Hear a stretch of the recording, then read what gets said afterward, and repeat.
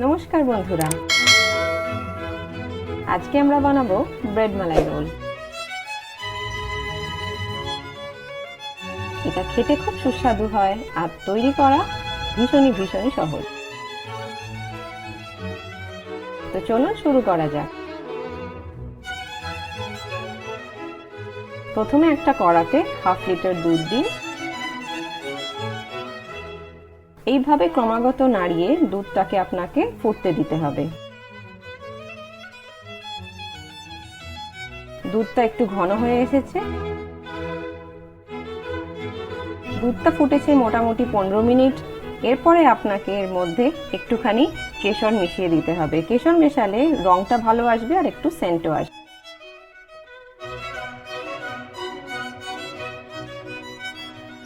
আরো কিছুক্ষণ ফুটিয়ে নিন। তারপরে আপনি এর মধ্যে মেশাবেন হাফ কাপ মতন চিনি।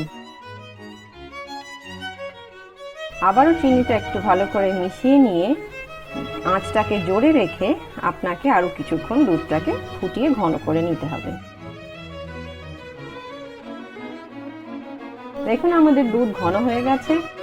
এরপরে আপনি গ্যাসটা বন্ধ করে দিন আর এর মধ্যে কিছু কুচনো কাজু, বাদাম আর পেস্তা মিশিয়ে দিন।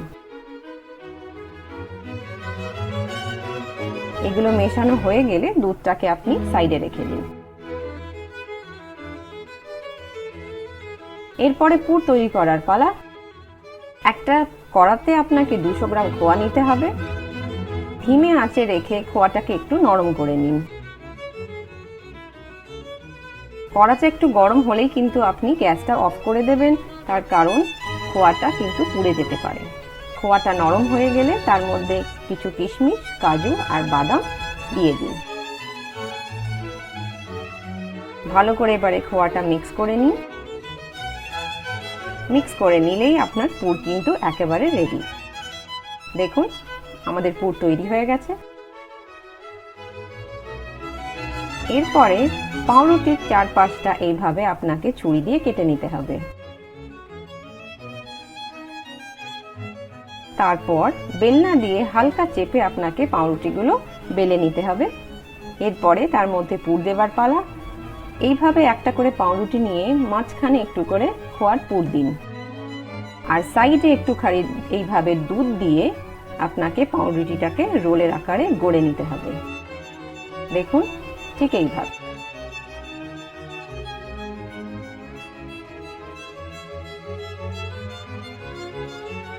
পাউরুটির রোলের ভেতরে আমাদের পুর ভরা হয়ে গেছে।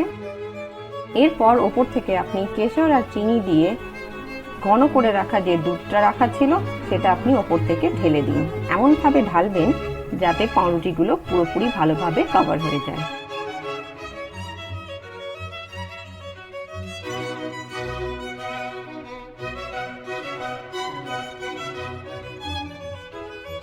এরপরে কুচনো বাদাম, পেস্তা আর কাজু দিয়ে একটুখানি সাজিয়ে নিয়ে আপনাকে এই মিষ্টিটা অন্তত 2 ঘন্টা রুম টেম্পারেচারে রাখতে হবে। এরপর পরিবেশন করতে পারেন।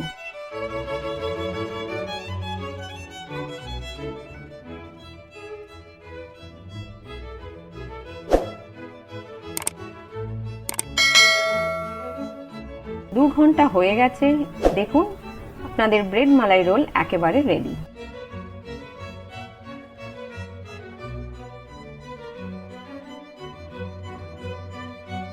তো চলুন একটু মিষ্টি মুখ করা যাক।